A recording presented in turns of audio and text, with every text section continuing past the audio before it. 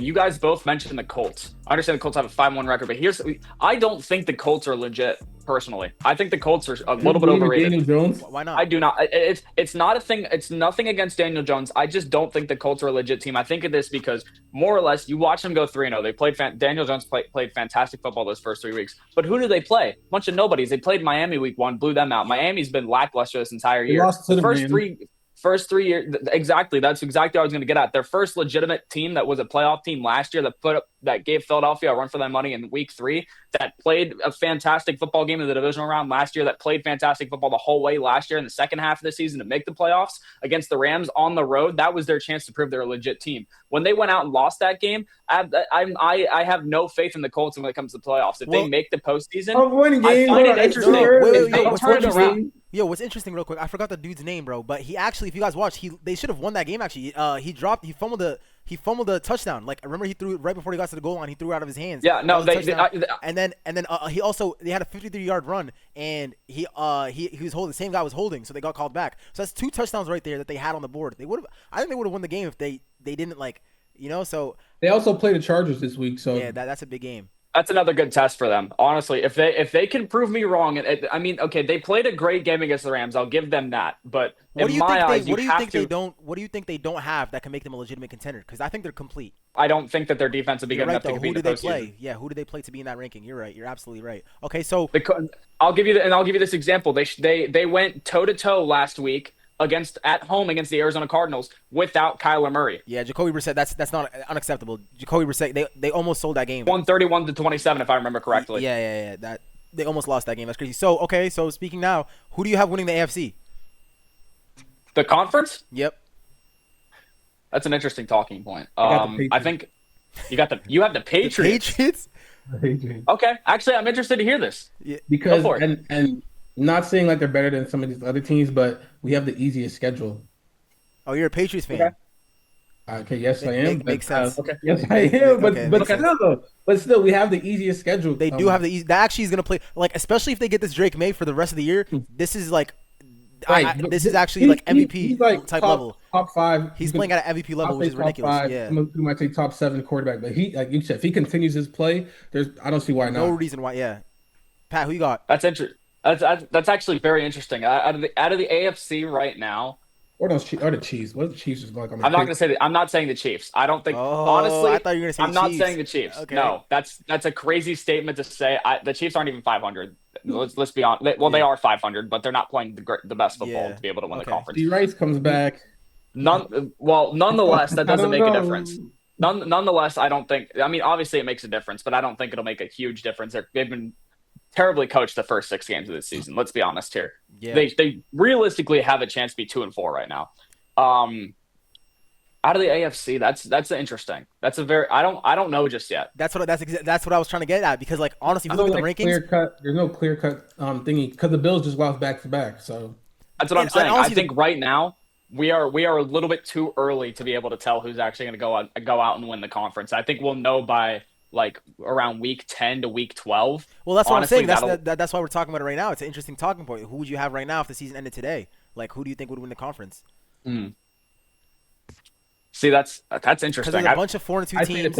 I say the Patriots. Well, that's actually, like, usually people would see that and just scoff at that. But honestly, like, looking at their schedule, that's legit. Yeah, it's actually up for grabs. I mean, I just want to say, like, I do not think the Broncos have it in them, and I don't think the Chargers have it in them because of too many injuries. They get Joe Alt back, but, like, man, they lost Amarian Hampton, bro. They lost their center, bro. They're absolutely right. So I just don't know. I don't know if Justin Herbert's gonna have to play like MVP, which honestly, for the past couple of years he has, but he's been having a lot of turnover issues. But it's when they get to the playoffs, they fumbled a 27-0 lead to the Jacksonville Jaguars. You guys remember that? I remember watching that game. I was watching that game live at my friend's house. Actually, last year the same thing. That was 2022. Last year they lost against the Texans on the road. On the NFC side, who do you have in the NFC winning the NFC? NFC that's hard. That's a war zone. The NFC has so many unbelievable teams. The NFC is stacked. Yeah, that's what I'll say. The NFC is stacked compared to the AFC. I think right now the Bucs are the best team in the conference. Really, the Bucs? Absolutely. I don't think so. I don't think so. I I would trust the Lions the most in the NFC, in my opinion. I definitely The trust the Buccaneers Vikings. are lying. I can't But trust the the thing Bucks. that's crazy is they play this Sunday. I mean, on Monday. Oh, they do. I forgot about That's that a good Monday point. night. They do play. Oh, They that's do a play great on Monday. point. That's a great Crazy. I point. think that is a good point. I think that honestly though, I do genuinely think the Bucks will win the conference. Yeah, I think this so. might be this might be Baker's Really, MVP the year. Bucks are This winning might the be his conference. MVP year. Well, if you Absolutely. guys look at the games, like every game is a one-score game. You know what I'm saying? Like Baker Mayfield has to lead them to a touchdown drive. Like if they need all these heroics from Baker Mayfield, you can't rely on that. Yes, you can. The Chiefs did it last year. The No, no, Chiefs. no. It's See, it's see, it's The actually Chiefs did it interesting though last that you year. it's actually interesting though that you bring that Bucks Jets game up because that's the exact same game that Mike Evans left after the first half. He left before the first half was over actually. So you got to think he did. Baker Yeah. was already short a guy and Chris Godwin wasn't back, so he was really relying on Igbuka. That's why And that was Igbuka got before a he lot of broke out. touches And that was that game. before he broke out. Like, Yeah, yeah. absolutely. It's before Igbuka started like Okay, everybody knew who he was, but it's before he started having like a couple games where he had 100+ yards, a couple touchdowns, doing whatever. So he's playing with like Igbuka, and I know there's a couple like known receivers. I can't think off the top of my head right now. They're on the bench in Tampa Bay, but I know for a fact this is the game that Mike Evans left. He's been out since then because right after that game, we had to go down to Tampa Bay to play them. I remember that specifically. Okay. He got hurt that game, then we went to Yeah. Tampa, played them on the road. So you have them And they over your went- Eagles. Over your Eagles. Absolutely, yeah. 100% right now. Absolutely. Okay, and you have them over the Rams.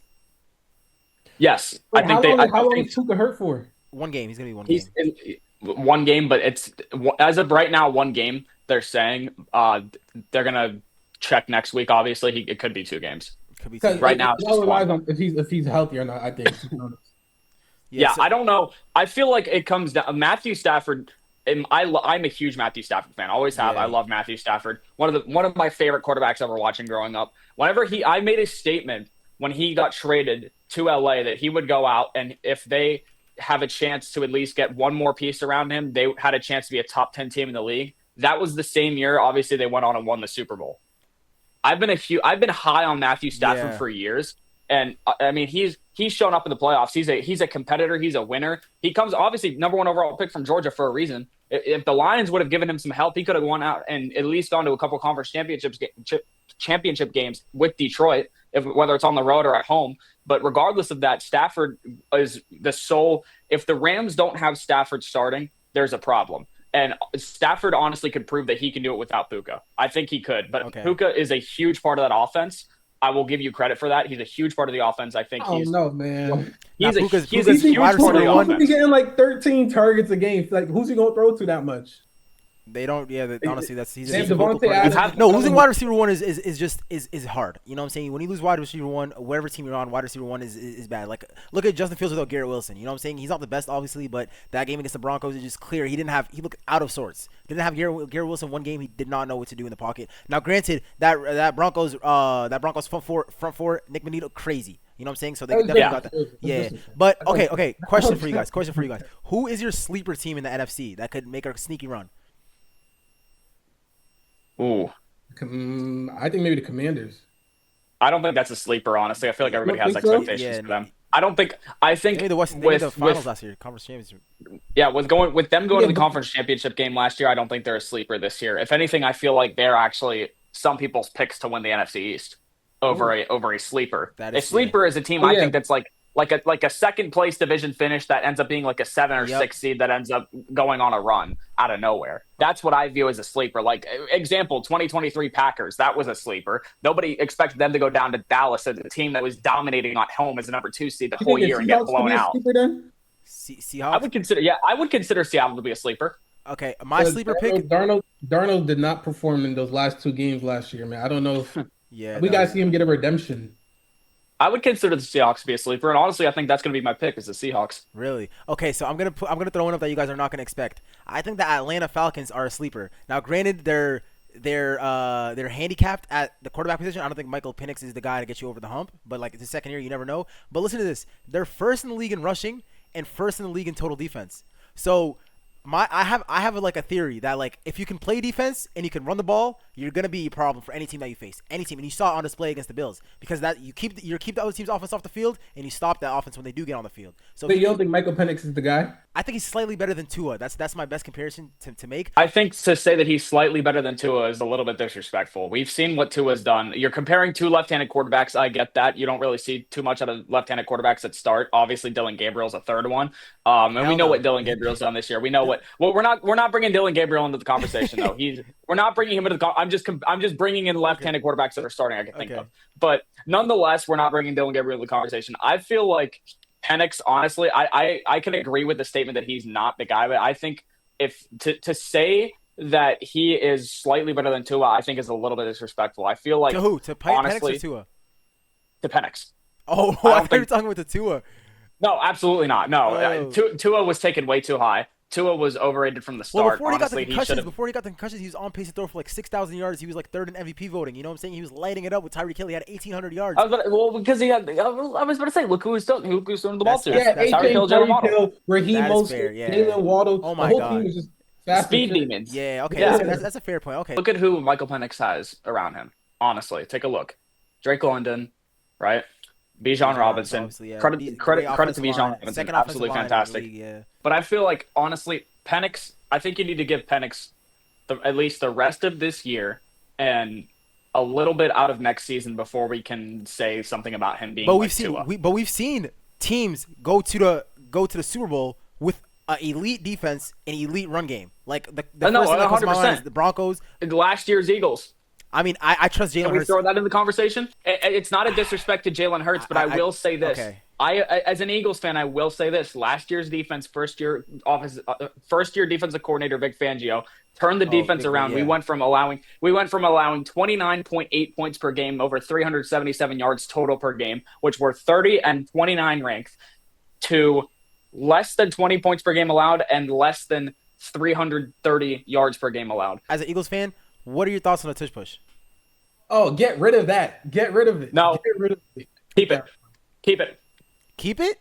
What? Keep it. Why? Why do you Absolutely think that is? keep it. Why do you think that is? I say this because if you can't stop the Eagles from doing it, but you could stop everybody else from doing it, why do you want to ban a play just because the Eagles are so good at it? Because it's too hard to review. That's a good point. All right, everybody, that was the Amir report. All right. Make sure y'all chime in if y'all like it. If y'all don't, you know what I'm saying? Comment down below your takes. Did we sell? I don't know, but you know what I'm saying? Hit that like button, hit the comment down below, subscribe. We're in the tie for a reason, you know what I'm saying? I'll see y'all in the next one. Peace.